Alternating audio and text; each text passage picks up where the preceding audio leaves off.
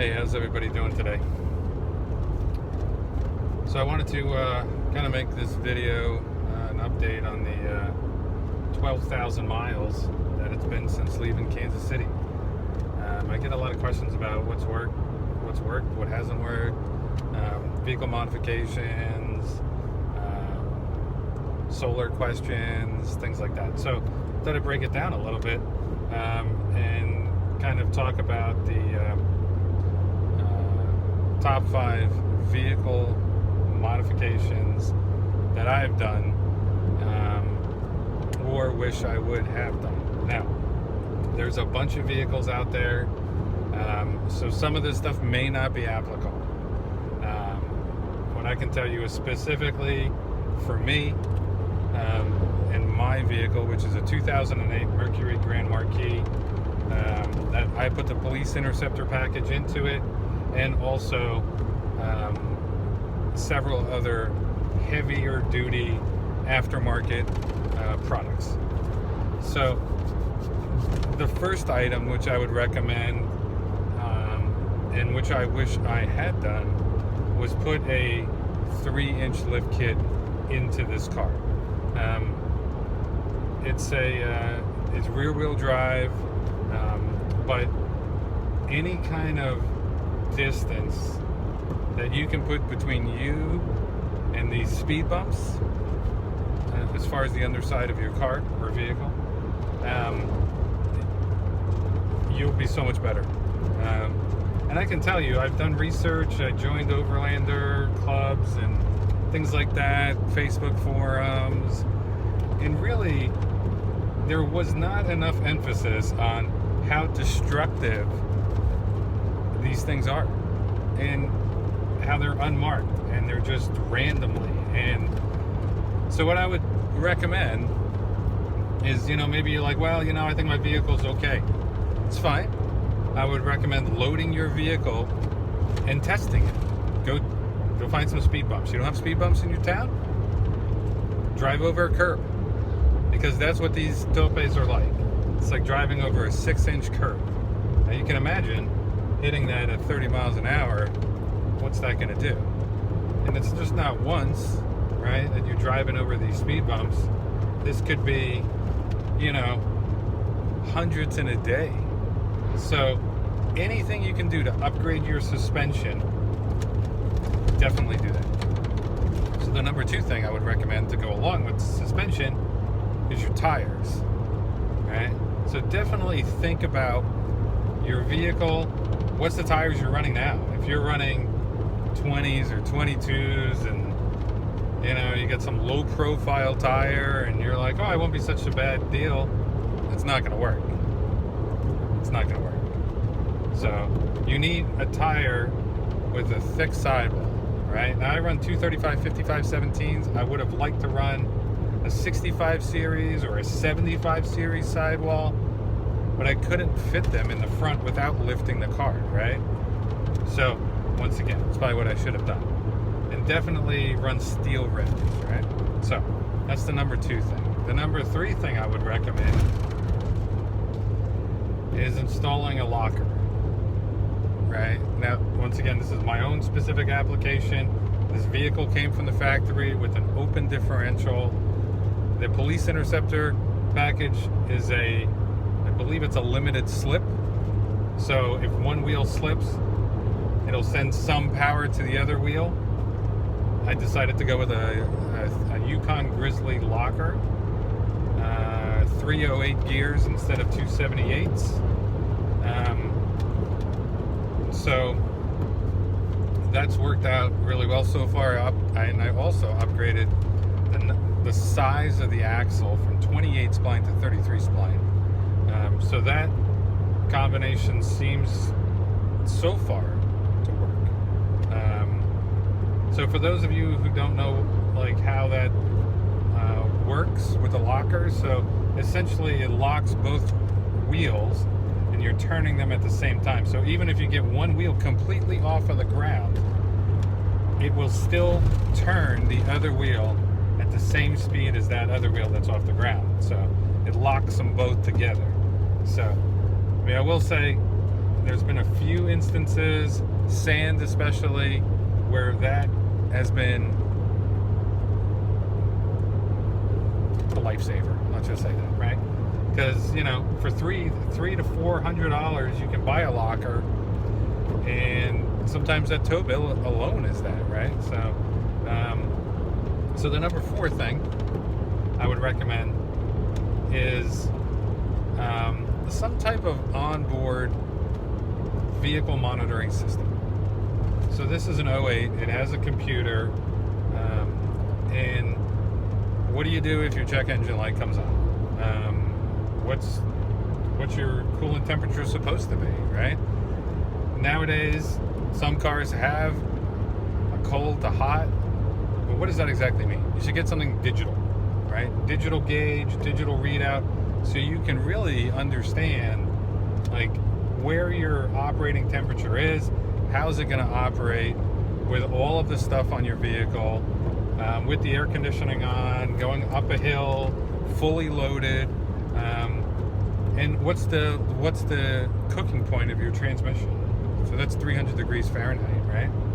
So with this car, for example, it came from the factory with the 195 degree thermostat. 180 was fine for many, many years. And then they started raising that temperature to combat emissions, right? So 180, 190, 195. There's some cars now that run 220. That's pretty hot, right? In my opinion. So with this car, when I got it, I put a 180 degree thermostat in it. Then I lowered it to 160, right? So even with a 160 degree thermostat, the car runs between 170, let's say 173 and 183. It runs in that range. So how do I monitor that? Well, you can buy a tool for $30. It's called an Onboard Diagnostic monitoring system. I think that's what they call it. It's like $30. Auto Tool makes it on Amazon, and it plugs into your onboard diagnostic port. Just plug it in there, double-sided tape, put it wherever you want, and then you select what you want to monitor. So I can monitor 3 things at once. So for me, it's engine coolant temperature, engine oil temperature, and also fuel pressure, right? Those 3 things I feel are important. I would monitor oil pressure, but the computer doesn't monitor it. I don't know why, but it just doesn't. So, if oil pressure is important to you, well, you might have to come up with a different system. Maybe your specific car will monitor oil pressure, right? So, because if your check engine light comes on and you're in the middle of wherever, I mean, how are you going to retrieve those codes, right? Now, if you're a mechanic, right, maybe you can figure, cycle the key 3 times, press the gas pedal 3 times, and it flashes out.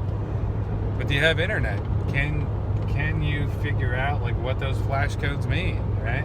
With this, you push one button and it tells you what the fault is, right? So that helps you decide, is this critical, or is it something I can run for a while, right? So it helps you to gauge that severity of the situation, right? So that's number 4. So number 5, I would recommend is definitely consider, if your vehicle doesn't already have it, right? Sway bars. So this vehicle in particular came from the factory without a rear sway bar. The Police Interceptor package has a rear sway bar that's 1/2-inch spring steel, right? I decided to upgrade that to 1 inch in the rear, 1.25 inches in the front. So what is a sway bar, right? Some people may not know. So if you picture a U, right? So that gets, in this case, bolted to the bottom of the rear axle for the rear sway bar. And the top part of the U gets bolted to the car. Now, in this case, everything that I needed, except for the actual mounting clips that go around the axle bushings, we're already here. So when I bought the sway bar, it had all the end links, it had all of that stuff. And the only thing I had to do was go to the junkyard, find some clips. Cost me $8 to put it on. So, you know, as you think about what you're building and the weight you're adding to your vehicle, it's going to change the way that it handles, right? You go with a rooftop tent, 300 pounds of weight up there, right? It's 300 pounds you didn't have, and it's a higher center of gravity, right? So how's your car going to handle? Once again, only you can determine what that is, right? So testing, right? So yeah, if you want to go with the rooftop tent, put it on your car, drive it around, see how it feels. If you feel like, oh my God, right? Maybe you need a sway bar, right? So as you go around that turn, let's say if you're going around a left-hand turn, and look, you know, every turn is different, I get it, right? But some turns are extreme, right? So, or off-road applications, right? You want to keep those wheels down on the ground, right? So, as you're going around that left-hand turn, the mass starts shifting to the right-hand side of the car, right? So, in turn, that'll push down on that sway bar, because the sway bar end is connected to the body. Push down on that sway bar, the force gets transferred around to the other side and also pushes it down. But it's pulling the left side of the vehicle down. So you don't feel the body roll, right? And whenever you have additional weight and additional factors that'll influence how your vehicle handles, it's kind of important to know that you have a sway bar, right? So, can I tell you there's a big difference between 1 inch, 1.25 inches in the front? No. But I can tell you, in the rear, night and day. So, in terms of safety and stability, sway bar, when you're adding additional weight, definitely the way to go. And it helps you keep those tires to the ground. You know, that in conjunction with the locker, it definitely can help you out, right? Even if it's in maybe 1 or 2 instances, right? Maybe, you know, you overjudge something or something like that, right? It'll help you out. So, in terms of the vehicle, and look, there's a lot of other things we could talk about, right? We could talk about tire pressure monitoring system. We could talk about auxiliary coolers. We could talk about window tinting, right? All of those things are all important. And we'll probably get into those maybe a little bit further down the road. But I think I'll leave the video here. And if you have any questions, comments, let me know. I'll make another video probably down the road talking about the top 5, let's say aftermarket components, right? Solar and some other odds and ends that I've added to the vehicle and what I wish I also had added. So thank you to all my subscribers. It means a lot. Thank you to all my new subscribers. Please keep watching. Share these videos. We're in this journey together. I don't really edit any of these videos. You know, I find it's a little bit more difficult to make these videos sometimes. Like, this is the 5th attempt I made at this video because the road has been bad or it's been knocking the camera off. But look, it's all part of the journey, right? So anyway, have a great day and stay safe.